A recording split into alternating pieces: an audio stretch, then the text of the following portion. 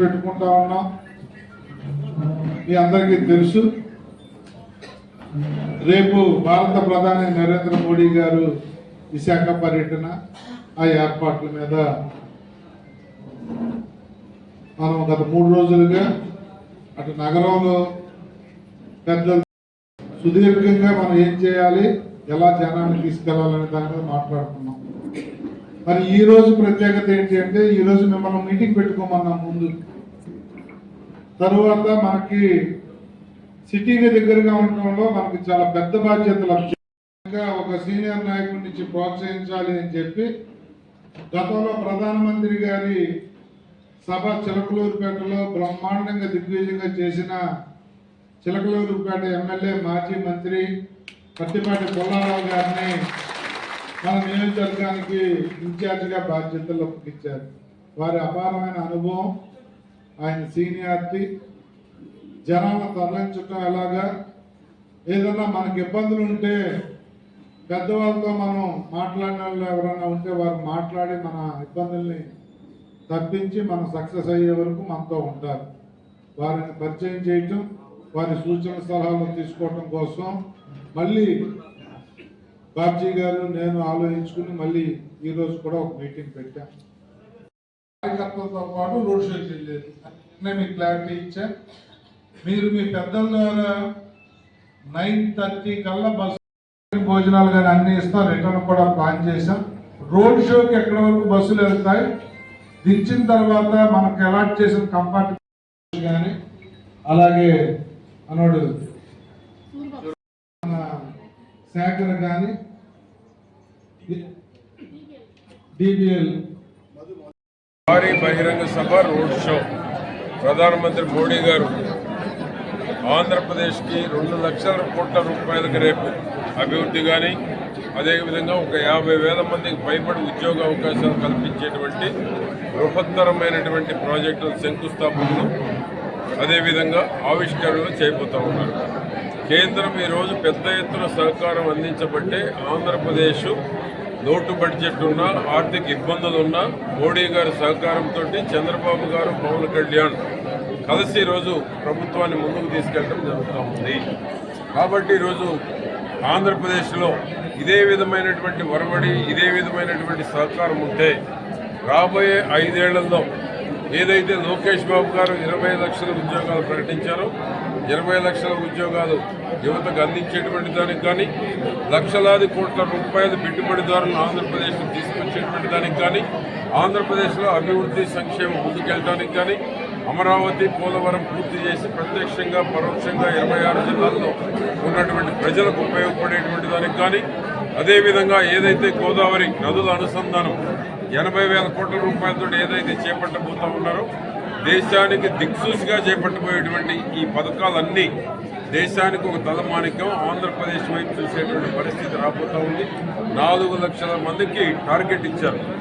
ఈ విశాఖపట్నం భారీ బహిరంగ సభకి ఈ యొక్క ఉత్తరాంధ్ర జిల్లాల నుంచి 4 లక్షల మందిని రోడ్ షో కొంతమంది, బహిరంగ సభ కొంతమందిని తీసుకురావడం జరుగుతూ ఉంది. 16 మంది నియోజకవర్గానికి 16 మంది ఇన్ఛార్జీలుగా కూడా పెట్టారు. ఒక్కొక్క నియోజకవర్గానికి సీనియర్ నాయకుల్ని, ఒక్కొక్క ఈ నియోజకవర్గానికి 35,000 మంది టార్గెట్, 1,400 మంది రూట్ ఆఫీసర్లుగా పెట్టారు. ఒక్కొక్క బస్కి ఇద్దరిని 700 వెహికల్స్ ఇక్కడ ఈ నియోజకవర్గానికి పంపించడం జరుగుతూ ఉంది.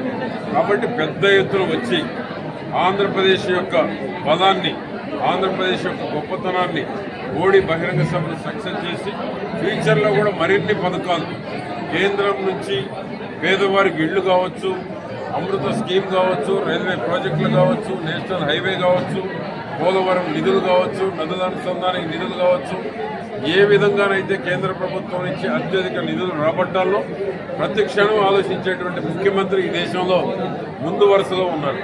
దానికి మోడీ సహకారం ఉంది.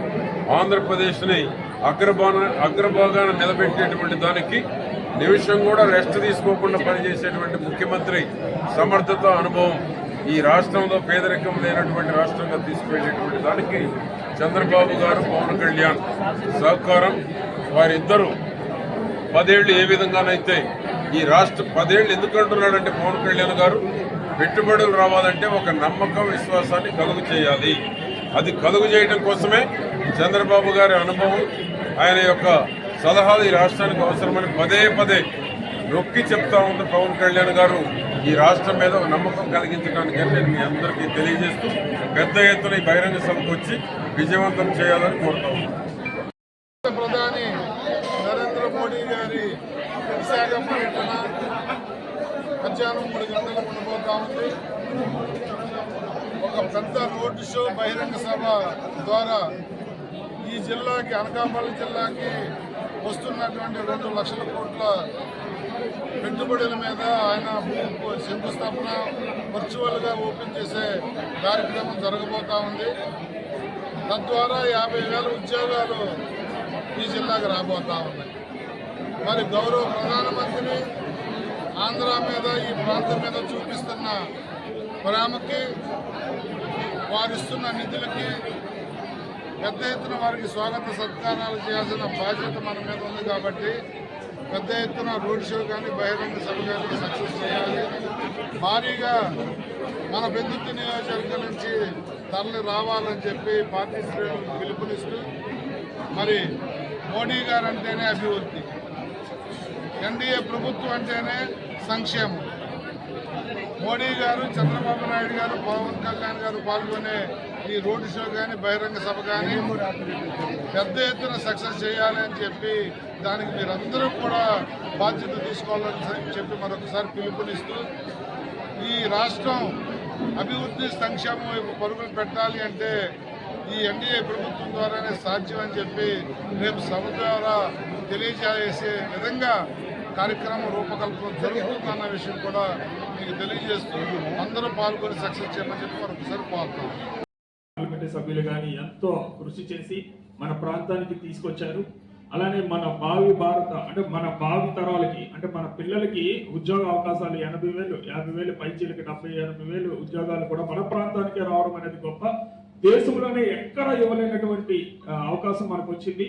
మనకి విశిష్ట అతిథులైనటువంటి ప్రధానమంత్రి నరేంద్ర మోదీ గారు మనలందరినీ కూడా మన ప్రాంతానికి వస్తున్నారు. మనం ఎంతో గౌరవించి వారిని సాదర స్వాగతం పలకాలి.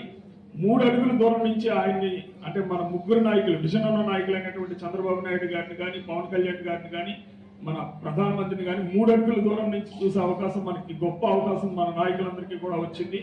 సో మన ఏరియాలో ఉండి ప్రభుత్వ అధికారులు ఏవైతే బస్సులు మనం కేటాయించామో ఆ బస్సులకి మన వంతు సహాయంగా ఆ ప్రభుత్వ అధికారులకు కానీ, డ్వాక్రా సంఘాలకు కానీ, డ్వాక్రా సంఘాల మహిళలందరినీ కూడా ఆ బస్సులు ఎక్కించి మనం దగ్గరుండి మన నాయకత్వాన్ని నిరూపించుకోవాల్సిన అవసరం ఉంది.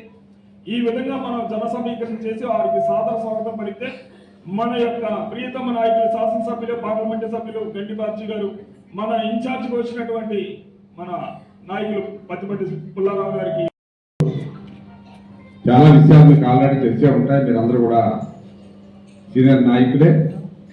ముఖ్యంగా ఒకటి, ఏ గ్రామంలో బయలుదేరుతున్న బస్సు, ఆ బస్సులో ఉన్న మీరు ఎవరినైనా పెడతారో ఆ బస్సు ఇన్ఛార్జిగా ఒక అధికారి, మన పెట్టిన ఇన్ఛార్జ్, ఇద్దరూ కలిపి ఎంతమంది అయితే తీసుకెళ్తున్నారో అంతమందిని మళ్ళీ ఆ ఊర్లో తీసుకుంటే దింపే బాధ్యత మీరు తీసుకుంటే రేపు మీకు గౌరవం ఉంటుంది.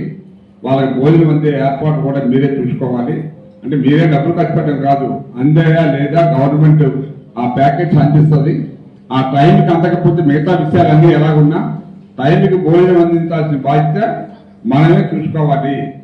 ఒకవేళ పార్కింగ్ లో మధ్యాహ్నం వరకు పర్వాలేదు, మధ్యాహ్నం కూడా భోజనాలు ఇస్తా ఉన్నారు కాబట్టి అది పగలు కాబట్టి ఎక్కడైనా అందిస్తారు. నైట్ రిటర్న్ వచ్చేటప్పుడు మాత్రం చాలా మంది భోజనాలు అందే పరిస్థితి ఉండదు. దానికోసం వేపగుంటలో కానీ అయితే బియాండ్ పాయింట్ లో కానీ మళ్ళా ఒక పాయింట్ పెట్టమన్నాం. అది పెడతామో లేదో మళ్ళీ ఈవినింగ్ మీకు ఫైనలైజ్ చేసి చెప్తాం. అక్కడ ఎవరికైనా భోజనాలు అందకపోతే దారిలో వచ్చే ఈ రూట్ లో వచ్చే బస్సులకి